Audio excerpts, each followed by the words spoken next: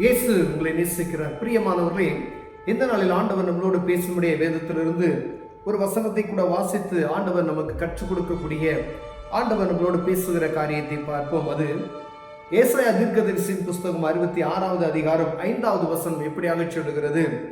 கர்த்தருடைய வசனத்துக்கு நடுங்குகிறவர்களே, அவருடைய வார்த்தையை கேளுங்கள். என் நாமத்து நிமித்தம் உங்களை பகைத்து உங்களை அப்புறப்படுத்துகிற உங்கள் சகோதரர். பிரியமானவர்களே, கர்த்தருடைய வசனத்துக்கு செவி கொடுத்து அவருக்கு நடுங்குகிற கர்த்தருடைய பிள்ளைகளை பார்த்து ஆண்டவர் சொல்லுகிறார், என் நாமத்து நிமித்தம் உங்களை பகைக்கிறவர்களை அப்புறப்படுத்துகிற உங்கள் சகோதரர்கள்.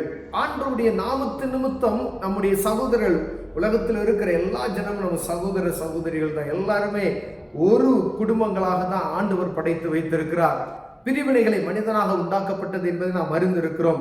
மதங்கள், பிரிவினைகள், எல்லாமே பிரிவினைகள் உண்டாது. ஆண் பெண் ரெண்டு வேறுபாடான காரியம் தான் நம்ம பூமியில இருக்கிறது. அது மனித குலம், ஒரே குலம்தான். அப்ப ஆண்டவர் பாருங்க, என்னுடைய நாமத்து நிமித்தம் உங்களை பகைத்த உங்கள் சகோதரர்கள் என்று ஆண்டவர் சொல்லுகிறார். அப்படிப்பட்டவர்களே நீங்க என்ன பாருங்க, கர்த்தர் மகிமைப்படுவாராக, அப்புறப்படுத்துகிற உங்கள் சகோதரர் கர்த்தர் மகிமைப்படுவாராக என்கிறார்களே. எதுக்காண்டி? நம்மளை துன்பப்படுத்துவது நிமித்தம் அவர்களுக்கு சந்தோஷம் உண்டாகும் அப்படின்னு சொல்லி உங்களை கேலி செய்து கிண்டல் செய்து அப்படிப்பட்ட செய்கிறவர்களுக்கு ஆண்டவர் என்ன சொல்லுகிறார் அப்படின்னா, அவர் உங்களுக்கு சந்தோஷம் உண்டாக்கும்படி காணப்படுவார். ஆண்டவர் உங்களுடைய இருதயத்தை சந்தோஷம் உண்டாக்கும்படி, சமாதானத்தை உண்டாக்கும்படி, உங்களுக்கு அமெரிக்கையை உண்டாக்கும்படி அவர்களோ வெட்கப்படுவார்கள். உங்க இருதயத்தை சந்தோஷம் உண்டாக்க செய்து உங்களுடைய எதிரி பகைகிறாய் உங்களுக்கு அவமானத்தை உண்டாக்க நினைக்கிறவர்களுக்கு வெட்கத்தை உண்டாக்குவேன் என்று ஆண்டவர் சொல்லுகிறார். பிரியமானவர்களே, பாருங்க, அநேக நேரங்களில் ஆண்டவருடைய வார்த்தையை சொல்லுவது நிமித்தம் அநேகருக்கு இடர்கள், எங்கும் ஆண்டவருடைய சத்தத்துக்கு விரோதமான காரியங்கள் நடக்கிறது நாம் பார்க்க முடிகிறது.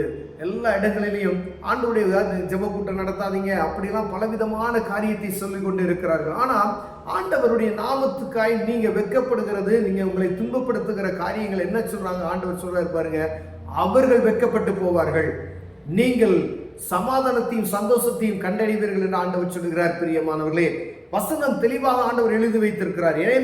ஏசாயா தீர்க்கதரிசி அழகாக சொல்லப்படுகிற உங்க நிமித்தமாய் ஆண்டவரோட நாமத்தை யாருக்கு அப்படின்னு பார்த்தீங்கன்னா, கர்த்தருக்கு பயந்து அவருக்கு நடுங்குகிற இருதயம் உள்ளவர்களை பார்த்துதான் ஆண்டவர் சொல்லுகிறார். ஒருவேளை எல்லாம் சும்மா ஆண்டவருக்கு பயப்பட மாட்டேன், பரிசுத்தமா வாழ மாட்டேன் அப்படின்லாம் சொல்லிட்டு போய் ஒரு மனிதன் ஊழியம் செய்ய முடியாது. நம்முடைய வாழ்க்கை சரிமுறையா இருக்க வேண்டும். நம்முடைய எடுத்துக்காட்டு இயேசு கிறிஸ்து நமக்கு கற்றுக் கொடுத்த அந்த காரியங்கள் நமக்கு எடுத்துக்காட்டாய் இருக்க வேண்டும். பிறருக்கு நம் சுவிசேஷத்தை அறிவிக்கும் பொழுது அந்த காரியத்தை நாம் கடைபிடித்திருக்கிறோனா என்று பார்த்து ஆண்டவருடைய வார்த்தையை சொல்ல வேண்டும்.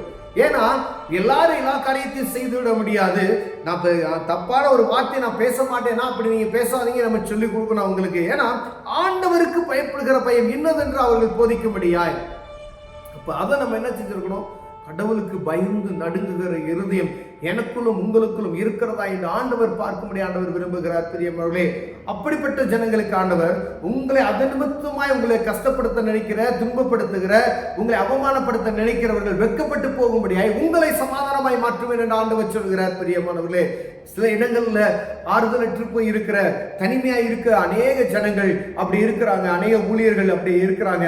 ஆனா ஆண்டவர் அவர்களுக்காக, அப்படிப்பட்டதான ஊழியர்களுக்காக நாம் ஜெபிக்கணும். ஆனா ஆண்டவர் சொல்றார், அவர்களை கர்த்தர் சந்தோஷத்தோடும் சமாதானமாக மாற்றுவார். அவர்களுக்கு விரோதமாக இருந்த ஜனங்கள் வெட்கப்பட்டு போவார்கள். இது கர்த்தருடைய வார்த்தை. ஒரு நாள் என்ன செய்யாது? வெறுமையாய் திரும்பி வராது. ஆண்டவர் சொன்னதுதான். ஆனா நாம் நடக்க வேண்டிய காரியம் அவருக்கு பயந்து நடுங்குகிற இருதயம் எனக்குள்ளும் உங்களுக்குள்ளும் இருக்கிறதா என்று பார்க்கும்படி ஆண்டவர் விரும்புகிறார்.